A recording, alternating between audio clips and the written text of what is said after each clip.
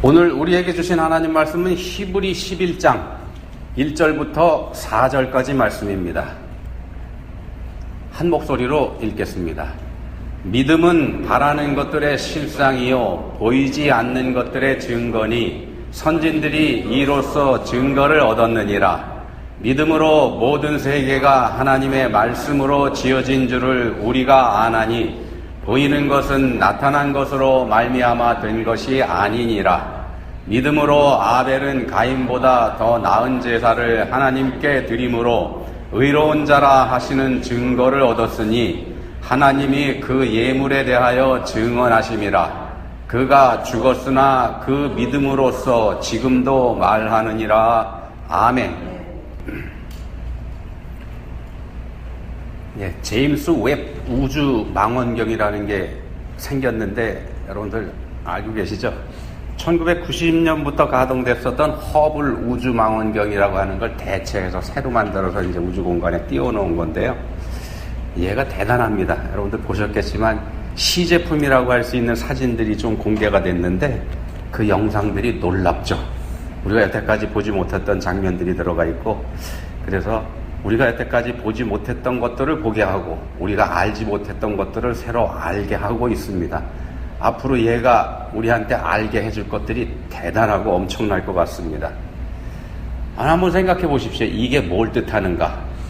우리가 알지 못하던 걸 알게 하고 보지 못하던 걸 보게 했다. 그러면은요, 우리 인류가 아직도 모르고 있는 것들이 많다는 사실을 얘가 증명해내고 있는 건가? 아니면 반대로 우리가 아는 게 참 많다, 참 많아졌다, 이거를 증명해 보여주고 있는 걸까? 여러분 어느 쪽에다가 더 의견을 더 실어주시겠습니까? 1961년 4월 12일 날 인류 최초로 어떤 사람이 우주공간에 나간 사람이 있었죠. 구소련의 유리 가가린이라고 하는 우주인입니다. 우주에 사람을 실어 내보낸 것, 지구 바깥으로 내보낸 것, 이건 냉전 시대 미국과 양강체제를 이뤘던 소련의 일대 승리였더랬습니다. 자, 그렇게 인류 최초로 우주 밖에 나갔던, 지구를 떠났던 유리 가가린이라는 사람이 최초로 우주 공간에 올라갔을 때 그때 이런 말을 했다 그럽니다. 이런 말을 했다고 그럽니다. 뭐라 그랬냐면요, 내가 살피고 또 살폈지만 하나님은 보이지 않았다. 이 말이 변증법적 유물론에 기초한 공산주의가 기독교적 신관에 기초한 서구 사회에 대한 승리의 선언인 것처럼 이렇게 회자가 됐었죠. 하나님이 없는 게 증명됐다, 이렇게 얘기하는 사람들도 있었습니다. 그렇지만 이 가가린이라고 하는 사람이 이런 말을 했던 적이 없답니다. 그런 말 한 적이 없답니다. 이 말이 왜 나왔냐? 소련의 후르시초프라고 하는 수상, 이 사람이 공산당들 모여 있을 때 거기서 이제 이 종교를 반대하는 그런 연설을 하면서 거기서 이런 말을 했다 그럽니다. 가가린이 우주공간에 날아가 보니까 그곳에는 어떤 신도 보이지 않더라. 신이라는 건 존재하지 않더라. 이렇게 얘기했던 사실이 있답니다. 이게 와전이 돼가지고 가가린이 그런 말을 한 것처럼 이렇게 회자가 됐다 그럽니다. 참, 지금 우리가 들어보면은요, 이게 우스운 얘기입니다만, 당시만 해도요, 우주라고 하는 공간, 우주공간, 지구 바깥 공간이라 그러면은, 거기는 하나님이 계신 공간이다, 이렇게 인식하기도 했었습니다. 그때만 해도 그랬었습니다. 근데, 가본이 없더라, 라는 이 말이 하나님의 존재를 부인하는 사람들의 승리 선언인 것처럼 여겨질 수밖에 없기도 했었던 때가 바로 그때입니다. 앞에서 말씀드렸던 제임스 웹 우주망원경이라고 하는 거, 이걸 통해서 우주에 관한 더 많은 정보를 갖게 될 우리 인류가요. 그러면은 더 많은 정보를 갖게 되면서 우리 인류가 어떻게 될까? 더 겸손해질까요? 더 교만해질까요? 어떻게 생각하십니까? 인류가 더 겸손해질까? 더 교만해질까? 저는 후자라고 생각을 합니다. 더 교만해질 거라고 보는 거죠. 머지않아서요, 이런 얘기가 들려올 겁니다. 우주에서 생명체의 존재를 발견했다. 그런 얘기 아마 곧 들려올 겁니다. 자, 하나님이 창조하신 어마어마한 우주의 귀퉁이 정보, 한 귀퉁이에 불과 쪼가리 정보를 겨우 손에 넣은 인류의 교만이 하늘을 찌르게 될 거라는 말씀입니다. 그런 징조가 이미 보이죠. 자, 그렇지만 인류가 낳은 최고의 과학자라고 꼽을 수 있는 사람은 누굽니까? 아인슈타인 박사죠. 인류 역사상 가장 똑똑한 과학자 이렇게 우리가 뽑는데 이분이 이런 말을 했더랬습니다. 지식은 믿음 위에 서는 거다. 지식은 믿음 위에 서는 거다. 보통은 우리가 반대로 생각합니다. 믿음이라고 하는 건 지식 위에 서야 된다. 이렇게 우리는 생각을 합니다. 보통 사람이 그렇게 생각을 합니다. 무슨 말씀인가 하면은 이론적인 근거나 과학적인 뒷받침이 없는 믿음. 이런 믿음은 미신이고 미개한 생각이다. 이렇게 생각하는 게 일반적인 생각입니다. 근데 아인슈타인 이 위대한 과학자는 반대로 말을 한 겁니다. 믿음이 없는 지식, 믿음이 바탕에 없는 지식은 이건 공허한 거다. 이렇게 말한 셈이 됩니다. 자, 이 아인슈타인은 과학자에게 반드시 필요한 게 뭐냐 하면은 믿음이라고 꼽았습니다. 과학자에게 반드시 필요한 게 믿음이다. 믿음이 없는 게 가장 불행한 거다. 이런 말도 이분이 했습니다. 그러면서 또 무슨 말도 했냐면요. 과학이 발전할수록 신비가 하나하나 벗겨져 가는 게 아니고, 우린 그렇게 생각하죠. 그게 아니고, 과학이 발전할수록 오히려 신비의 세계가 더 넓어져 간다. 우리가 다 보지 못하고 있다. 이런 말입니다. 쉽게 얘기하면. 다 보지 못하고, 우리가 알아봐야 별거 아니다. 알수록 모르는 게 더 많아진다. 그런 얘기가 됩니다. 본문 3절에 보시면은요, 3절에서 이렇게 말씀합니다. 믿음으로 모든 세계가 하나님의 말씀으로 지어진 줄을 우리가 아나니 보이는 것은 나타난 것으로 말미암아 된 것이 아니니라. 믿음으로 이렇게 시작을 하죠. 보이는 것은 나타난 것으로 말미암아 된 것이 아니니라. 무슨 말씀인가 하면요, 사람들이 생각하는 거는요, 우주 공간에 떠돌고 있었던 가스, 이런 가스 같은 것들이 어떤 계획에 의해서 서로 뭉쳐져 가지고 단단하게 되면서 별이 생겼다. 사람들이 이렇게 생각을 합니다. 이게 뭘 뜻하는가 하면은요, 애초에 우주 공간에 그런 가스들이 막 있었다는 겁니다. 막 널려 있었다는 겁니다. 근데 널려 있었는데 그것들이 뭉쳐져서 별이 됐고, 왜 뭉쳐졌는지는 모르지만 뭉쳐져서 별이 됐고, 그러다가 어쩌다 보니까 기적적으로 지구 같은 별도 생겼고, 너무 많이 생기다 보니까요. 그리고 그 안에서 생명이 우연히 자연 발생적으로 존재하게 됐다. 이게 사람들의 생각입니다. 근데 본문에서는 분명하게 이렇게 말씀합니다. 보이는 것은 나타난 것으로 말미암아 된 게 아니니라. 유에서 유가 나온 게 아니라는 말씀입니다. 유에서 유가 나온 게 아니고 무에서 유가 나왔다. 무에서 유가 됐다. 이 말씀하고 있는 겁니다. 우주 공간 안에 흩어져 있던 물질과 가스 이런 것들을 하나님께서 그걸 재료로 삼아가지고 별을 만들고 달을 만들고 지구를 만들고 그렇게 하셨다는 거 아닙니다. 그렇게 하셨다는 게 아니고요. 처음엔 아무것도 없었습니다. 아무것도 없었는데 우주 공간조차도 존재하지 않았다는 겁니다. 완전한 무의 상태, 아무것도 없는 상태, 우주 공간도 없는 상태. 이거 우리 머리로 이해 못합니다. 우주 공간이 없다는 게 무슨 소린가? 그러니까 태초 이전의 상태가 바로 이런 겁니다. 그게 창세기 1장 1절에 태초에 하나님이 천지를 창조하시니라고 하시는 이 말씀의 배경입니다. 처음엔 아무것도 없었다, 이게. 데카르트라고 하는 유명한 철학자 있죠? 많이 들어보셨습니다. 어떤 말을 한 사람이냐면, 나는 생각한다, 고로 나는 존재한다. 이 말 했었던 철학자입니다. 나는 생각한다, 고로 나는 존재한다. 이 사람이 하는 철학을 회의 철학 이렇게 합니다. 회의, 의심한다는 거죠. 회의 철학이라고도 하는데 끝없이 의심하는 게 이분의 그 학문의 특징입니다. 이분이 한 번은 산책을 하다가 길 한가운데 또아리를 틀고 버티고 앉아있는 뱀을 보게 됩니다. 그래서 피해서 도망갔죠. 피해서 갔는데 똑같은 길을 가다가 며칠째 계속 보게 됩니다. 그러니까 이상해가지고 확인을 해보니까 뱀이 아니더랍니다. 나중에 확인해 보니까 그걸 보고 이 사람이 무슨 얘기를 했냐면은 내 눈이 나를 속였다. 내 눈이 나를 속였다. 이렇게 얘기를 했습니다. 뱀인 줄 알았더니 아니었었다는 거죠. 잘못 봤다는 겁니다. 그때까지는요, 이분이 난 내 눈으로 보고 확인한 것만 믿겠다 이렇게 했던 모양입니다. 내 눈으로 내가 직접 보고 확인한 것만 믿겠다. 근데 그 일을 경험하고 나서 그것조차 믿을 수 없게 됐다는 사실을 발견하게 됩니다. 내 눈도 믿을 수 없다는 거죠. 아무것도 믿을 게 없다는 겁니다. 아무것도 믿을 게 없고, 이분이 한 얘기는 뭐냐면 다 믿을 수 없는데 다만 믿을 수 있는 게 뭐냐면 내가 의심하고 있다는 것, 내가 믿지 못하고 있다는 그 사실 하나만은 믿을 수 있다. 무슨 말씀인지 이해가 가시나요? 철학자들이 하는 얘기입니다. 자, 본문이 있는 히브리 11장을 우리가 믿음장 이렇게 얘기합니다. 믿음장. 그런 별명이 붙어 있죠. 1절에 보시면 믿음은 이렇게 시작합니다. 믿음은 이라고 11장이 시작을 해서 이 11장 안에 믿음으로 라고 하는 말씀이 수도 없이 반복이 됩니다. 엄청 많이 나옵니다. 그래서 이 히브리 11장의 별명이 믿음장입니다. 근데 11장은, 이 히브리 11장은요, 믿음장이라고 해서 믿음이 뭔지 그걸 설명하고 있는 게 아닙니다. 믿음이 뭔지 그걸 설명하는 게 아니고요. 믿음의 한 단면을 보여줍니다.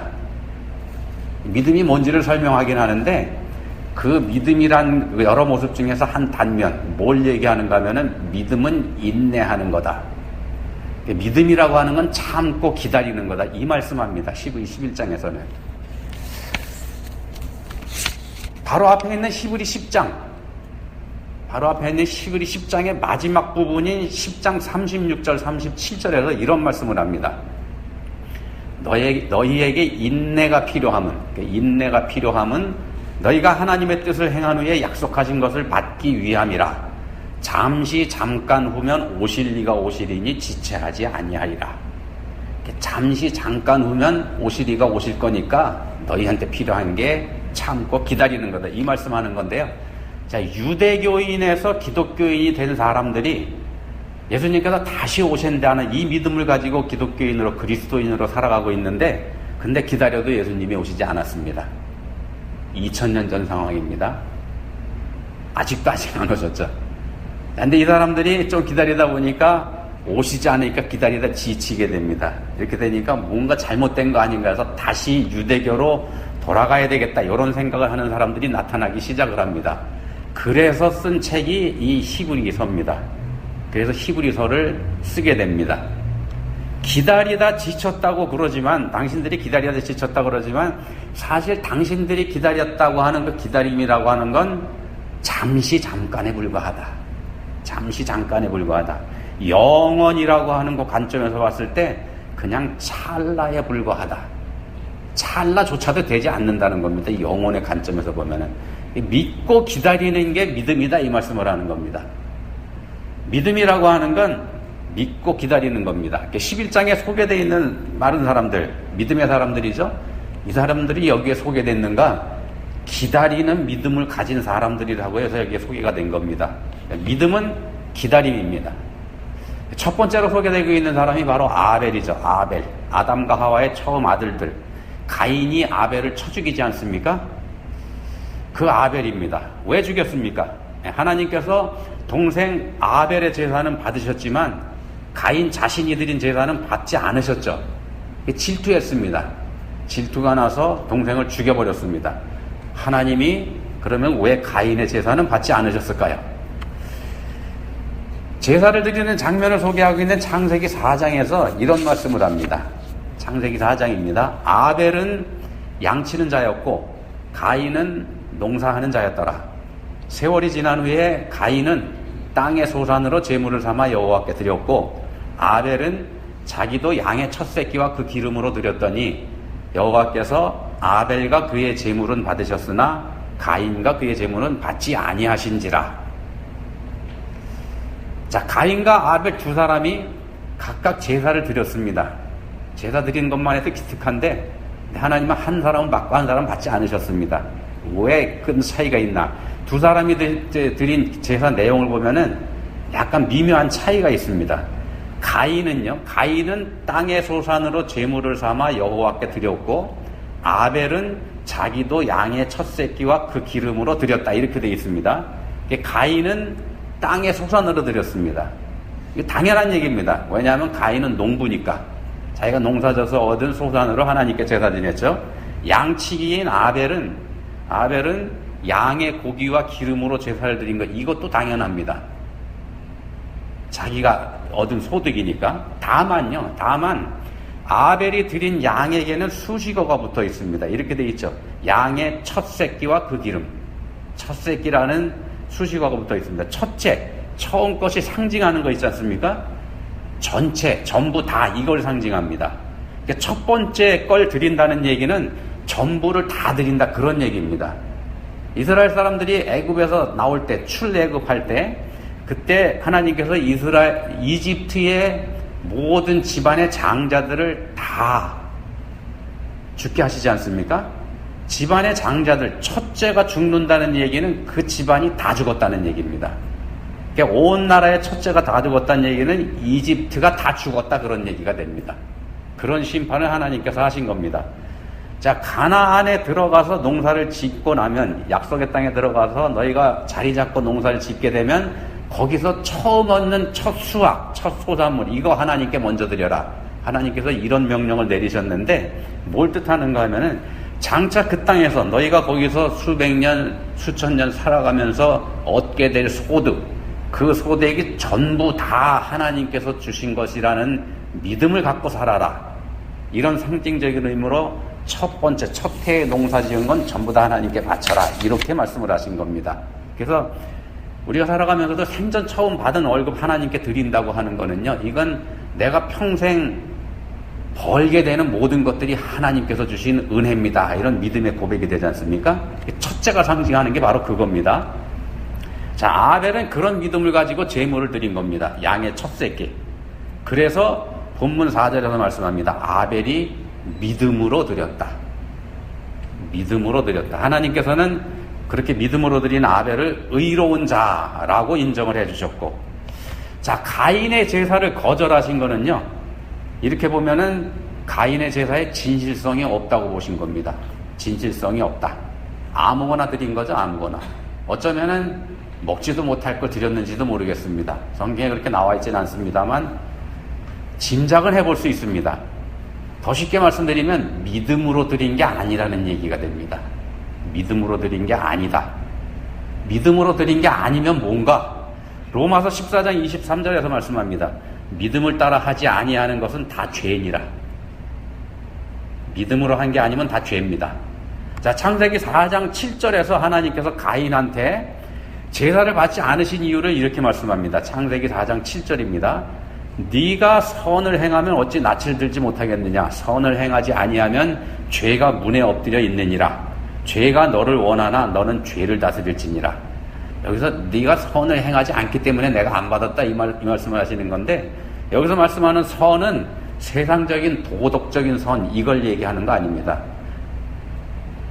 가인이 도덕적으로 나쁘게 산 사람이고 아벨은 착하게 산 사람이기 때문에 받았다, 그 말씀 아니라는 겁니다. 이 선이 무슨 선을 얘기하는 거냐면 하나님의 선입니다. 하나님의 기준. 우리가 가지고 있는 도덕적인 기준이 아니고 하나님의 기준. 인류가 하나님께 지은 죄가 뭡니까? 하나님 의심한 거죠. 하나님 의심하고 자기가 스스로 하나님이 돼버린 거. 그게 인류가 가진 죄지 않습니까? 그게 악이고 그게 죄입니다. 기준이 문제라는 겁니다. 기준을 하나님의 기준을 인정해 드리냐, 그 기준을 하나님에게서 내가 뺏어 가지고 오느냐, 그겁니다. 그러니까 가인은 자기 기준으로 산 사람입니다. 자기 기준으로 생각을 해보니까 동생 아벨, 얘는 죽어야 되겠거든요. 죄가 없어져야 하나님이 자기를 받으시니까. 그게 가인의 기준입니다. 가인의 삶의 방식이 이랬다는 말씀입니다. 삶의 방식이 이랬습니다. 삶의 방식이 그렇다는 얘기는 늘 그런 식이었다, 이런 얘기가 되죠. 하나님께서 지적하신 게 바로 그겁니다. 선을 행하지 아니하면, 하나님의 선의 기준은 믿음이지 않습니까? 믿음. 그러니까 믿음으로 네가 행하지 아니하면 그런 너를 죄가 원하고 있는 거다. 죄가 너를 다스릴 거다. 믿음이 문제다, 이 말씀을 하신 겁니다. 자, 아벨은요, 믿음으로 하나님께 제사를 드렸습니다. 하나님의 약속을 믿는 믿음입니다. 하나님의 약속을 믿는 믿음. 인간의 죄로 타락한 이 세상을 하나님께서 새롭게 해주시겠다는 약속, 성경에 있죠. 인류의 죄를 용서해 주시고 인류를 회복시키셔서 거룩하신 하나님 품 안에서 안식하며 살게 해주실 거라는 약속, 성경에 분명히 있습니다. 이 약속을 믿는 겁니다. 다시 말씀드리면 영원한 생명 주실 걸 믿는 믿음, 영원한 생명을 주실 걸 믿는 믿음, 그 믿음을 아벨이 가지고 있는 겁니다. 창세기 4장 10절에서 하나님께서 살인한 가인에게 이렇게 말씀하십니다. 가인에게 하시는 말씀입니다. 네가 무엇을 하였느냐? 내 아우의 핏소리가 땅에서부터 내게 호소하느니라. 아벨은 죽었는데 아벨의 피가 땅에서 호소한답니다. 뭘 뜻합니까? 아벨이 죽은 겁니까? 안 죽은 겁니까? 자, 아벨의 피가 땅에서 하나님께 호소를 하는데 뭐라고 호소를 하는가? 뭐라고 호소를 하는가? 계시록 6장 10절에 보시면은 이런 말씀이 나옵니다. 순교자들이 하나님 보좌 앞에 있는 제단 밑에서 외치는 소리가 나와 있는데 이렇게 외칩니다. 거룩하고 참되신 대주제여, 언제까지 땅 위에 사는 사람들을 심판하시고 우리의 핏값을 갚아주지 않으시려는 겁니까?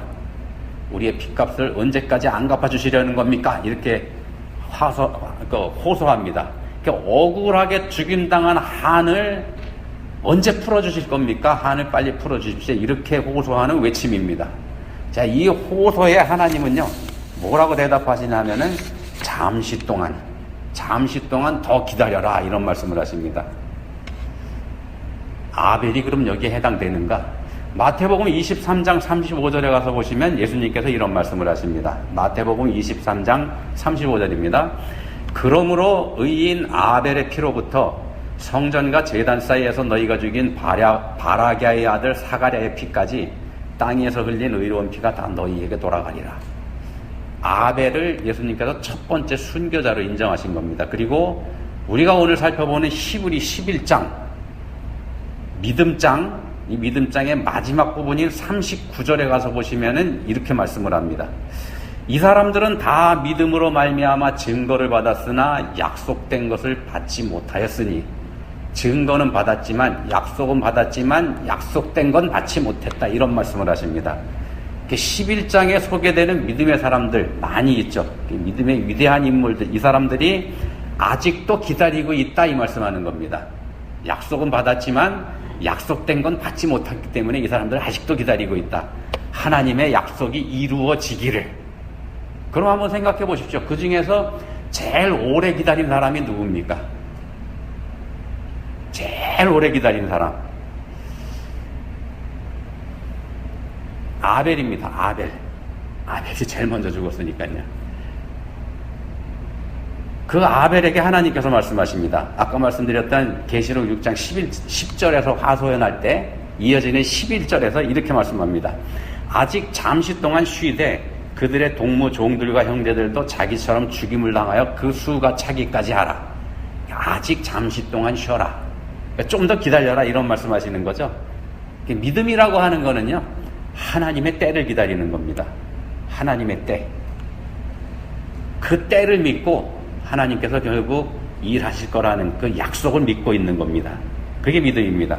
반드시 지켜주실 거기 때문에 믿고 기다리는 거. 본문 4절에 보시면 이렇게 말씀합니다. 그가 죽었으나 그 믿음으로써 지금도 말하느니라. 아벨이 죽었지만 지금도 말하고 있습니다. 믿음으로. 아벨의 믿음이, 그 믿음이 아직도 그대로 있다는 말씀입니다. 여전히 약속의 성취를 기다리고 있다는 말씀입니다. 창조 초기부터 지금까지, 창조 초기부터 기다리고 있는 거기 때문에요. 산술적으로 계산해 보면 아벨이 기다리고 있는 기간 얼마나 될까? 6,000년입니다. 6,000년. 우리가 보기에는 어마어마한 세월을 기다리고 있습니다. 그렇지만 믿음의 눈으로 보면은 이게 잠깐이라는 겁니다. 영의 눈으로 보면은 그 6,000년 찰나도 안 된다는 겁니다. 그게 관점의 차이입니다. 우리 관점으로 볼 건지 하나님의 관점으로 볼 건지. 사람들은요, 자기가 본 것만 믿으려고 합니다. 내가 보지 않고서는 절대로 믿지 않겠다, 이렇게 얘기하는 사람들 적지 않습니다. 그럼 한번 생각해 보십시오. 내가 눈으로 보는 건 진짠가? 눈으로 보는 건 진짠가? 그 믿을 수 있나? 앞에서 데카르트라는 사람 말씀드렸죠? 내 눈이 나를 속였다, 이렇게 이 사람도 얘기했습니다. 내 눈도 믿을 수 없다는 얘기가 되죠. 요즘은 어떻습니까? 요즘엔 AI라고 하는 요물이 나와서 진짜 헷갈리게 하지 않습니까? 믿을 거 아무것도 없습니다. 앞으로 점점 더 할 겁니다. 보이는 게 전부가 아니라는 말씀입니다. 보이는 게 전부가 아닙니다. 눈으로 보지만 믿을 수 없습니다. 그래서 눈으로도 보긴 하지만은요, 다른 방법으로도 봅니다. 지식으로도 봅니다. 배워서 알게 되면 지식이 있게 되면 그걸 믿을 수 있습니다. 그렇게도 우리가 알 수 있습니다. 들어서 알게 되기도 하죠. 다른 사람의 얘기를 듣는데 듣고 배워서 그 배운 걸 믿으면 믿음을 갖게 되죠. 다른 사람이 경험한 거, 그걸 내가 듣고 그 사람의 경험을 믿음으로 받아들이면 그게 내게 됩니다. 근데 그 사람이 얘기하는 거 못 믿겠다고 거절하면 그건 내 거 아닙니다. 그러지 않습니까? 우리가 알고 믿는 거 여러 가지 방법이 있다는 겁니다. 그래서 성경에서도 말씀합니다. 믿음은 들음에서 난다. 들었을 때 어떻게 하냐는 그 차이가 있는 겁니다. 우리가 여러 가지 방법으로 믿는데 마음으로 믿기도 합니다. 마음으로도 믿습니다. 사랑, 이건 마음입니다. 눈에 보이지 않습니다. 사랑을 눈으로 보고 믿을 수는 없습니다. 상대방이 나를 사랑한다는 거, 이거 어떻게 알 수 있습니까? 믿음으로 알게 되죠. 믿음으로 알게 되는데 마음에서 믿어지기 때문에 믿는 겁니다. 이게 마음으로 믿는 겁니다, 이게. 그래서 믿지 않으면 사랑이라는 것도 없습니다. 우리가 믿지 않으면 사랑 없습니다. 저 사람이 나를 죽도록 사랑한다고 해도 내가 그거 믿지 않으면 아무것도 아닙니다. 그 사람이 죽도록 사랑한다고 해도 그 사랑은 실체가 없는 거고, 내가 믿지 않으면은요, 나한테는 내가 거짓말이라고 해버리면은 그 사랑은 아무것도 아닌 게 된다는 겁니다. 하나님의 사랑이 마치 그것과 같다는 겁니다. 내가 본 것만 믿고 내가 만져본 것만 인정하겠다, 이렇게 고집 부리는 것만큼 미련한 것도 없다는 겁니다. 그거는요, 기껏해야 우주 망원경 하나 띄워놓고 어마어마한 거 우리가 띄웠다 그러면서 우주 한 귀퉁이 정보를 조금 알게 된 거 가지고 마치 우주 전부를 다 알게 된 양 교만 떠는 거하고 다를 바가 없다는 겁니다. 자, 나를 사랑하시는 하나님, 나를 죽도록 사랑하시는 하나님, 나를 사랑하시기 때문에 당신의 생명까지 나를 위해 십자가에 내주신 하나님, 그 하나님은요, 우리가 믿음의 눈으로만 볼 수 있습니다. 믿음의 눈으로만 볼 수 있습니다. 우리 육신의 눈을 닫고 영의 눈을 열면 놀라운 세계가 보이기도 합니다. 놀라운 세계가 열립니다. 새로운 세계가 열립니다. 천국이 보입니다. 자, 믿음의 눈으로 보면은요, 믿음의 눈으로 보면, 육신의 눈으로는 안 보이지만 믿음의 눈으로 보면 우리 앞에 천국 문이 활짝 열려 있는 게 보입니다. 말씀을 여러분들 믿음으로 들어보시기 바랍니다. 믿음으로 들어보시기 바랍니다. 기도하시겠습니다. 하나님 아버지, 저희가 뭘 믿습니까? 믿는다고 하면서도 저희 눈에 보이는 거, 저희 손에 잡히는 거, 이런 것만 저희가 의지하고 있지는 않습니까? 육신의 눈에 보이지 않는 거, 그러니까 말씀으로 약속해 주신 거, 여기에는 여전히 의심이라고 하는 꼬리표를 저희가 달아놓고 있지는 않는지요. 저희에게 믿음 주시기 원합니다. 봐야 믿겠고 알아야 믿겠다는 거, 이게 얼마나 미련한 생각인지 깨닫게 해주시고, 믿어야 알게 된다는 참 지혜, 그것이 참 지혜라는 거에 눈뜨게 해주시기 원합니다. 예수님 이름으로 기도합니다. 아멘.